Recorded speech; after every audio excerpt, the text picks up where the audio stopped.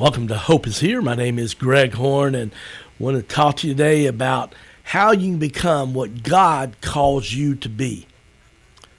And I know a lot of times that's a desire of our heart. If you're a follower of Jesus, I want to be all that God has called me to be. And yet, sometimes we just get stuck. We get in some bad habits. We get discouraged. Life happens.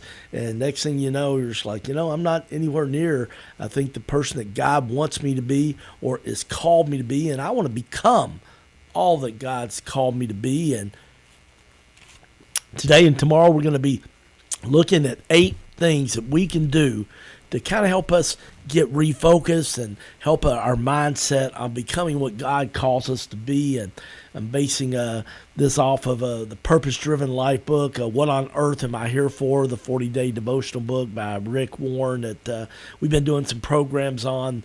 In February we started, and here in March we're going to do a couple today. And just so much good stuff. If you don't have a devotional book that you're reading or you need something new, I would highly recommend What on Earth Am I Here For? By Rick Warren. But really, really good book.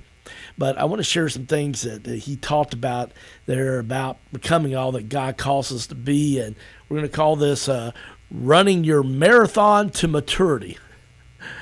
Got any runners out there? Anybody runs 5Ks or more importantly, I guess, marathons? I will admit I am not a 5K person or a marathon person, yet the Bible talks a lot about becoming like Jesus is kind of running a race, the race of life, and I think we all can agree that life is not a 50-yard dash, is it? Oh my goodness, no, it's not even a 5K. It is a marathon. It is a long-distance race. And yet I want to help you today and tomorrow become all that God has called you to be, and want to help you in this marathon to maturity. So we're going to call it, because I think all of us want to grow more into the image of Jesus and become all that God's called us to be. And so you got your pencil out, you're ready to take some notes. We're going to be hanging out in Hebrews chapter 12 here today and tomorrow, and also a few other scriptures. But if you want to take notes, the first thing, if we're going to become what God calls me to be on the running our marathon to maturity, number 1, simplify my life. Simplify my life. I know some of you are like, wow, Greg, you're already preaching today. I definitely do need to simplify my life. And boy, we can get so busy with things and things that just kind of slow us down. Hebrews chapter 12, verse 1 says, "Let us strip off anything that slows us down or holds us back, and especially those sins that wrap themselves so tightly around our feet and trip us up. And let us run with patience the particular race that God has set before us." The verse, when I read that in my Bible, I circled the word anything. Let us strip off everything, right at the beginning of Hebrews chapter 12, verse 1.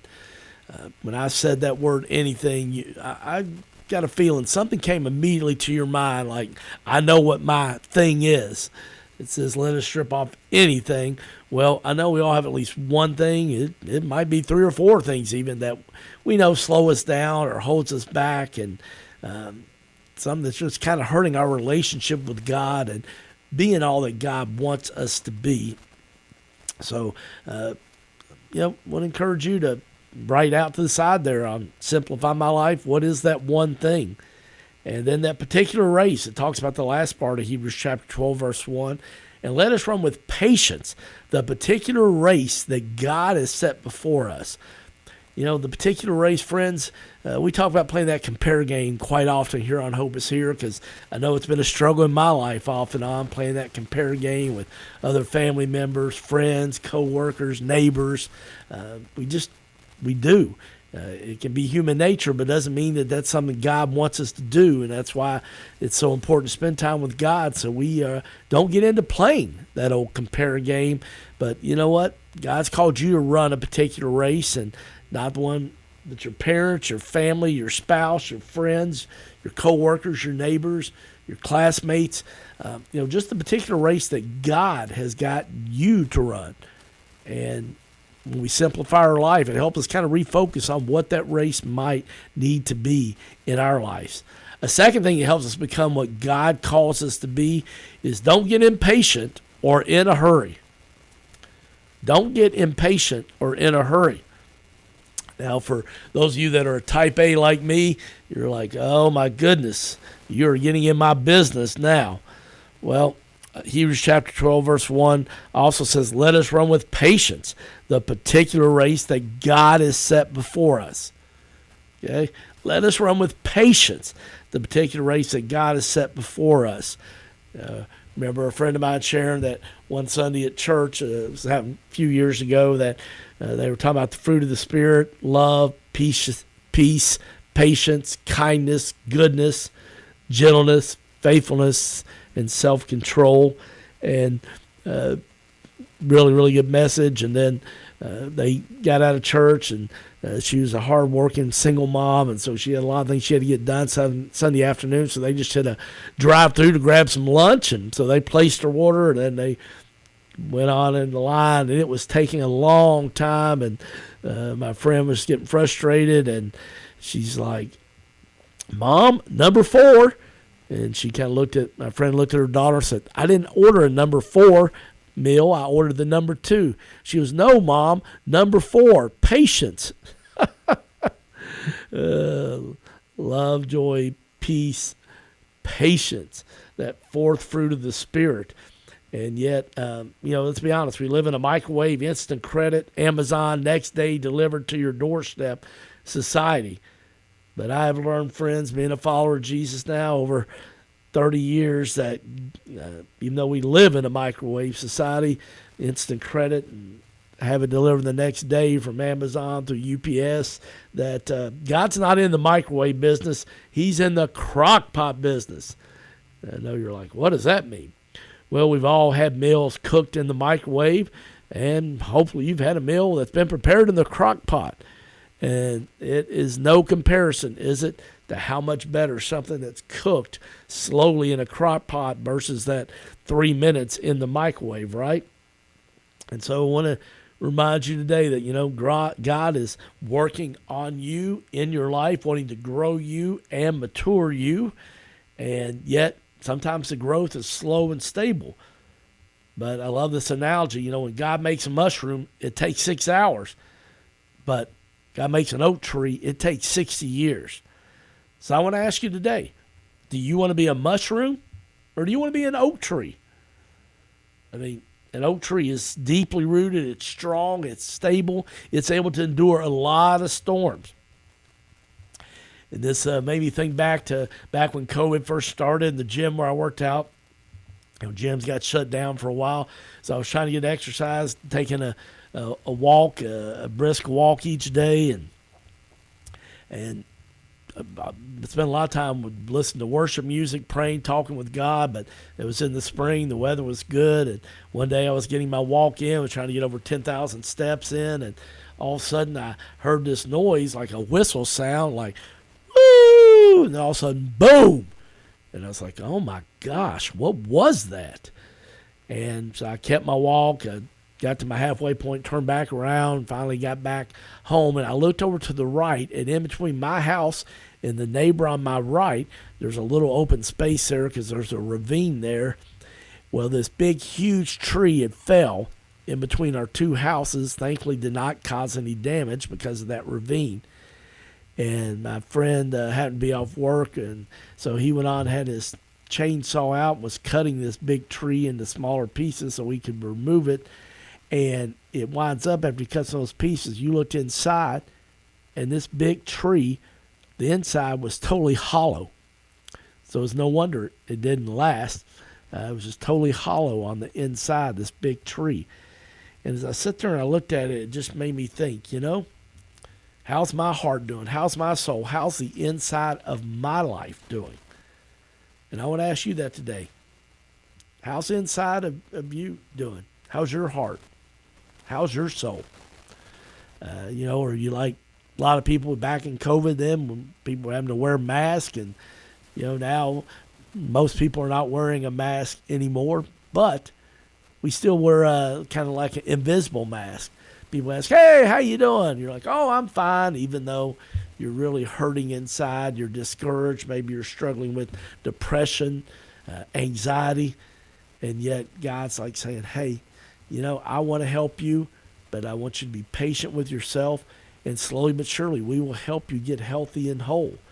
And that definitely comes from spending time with God and His Word, being part of a church family, worshiping, exercising helps out.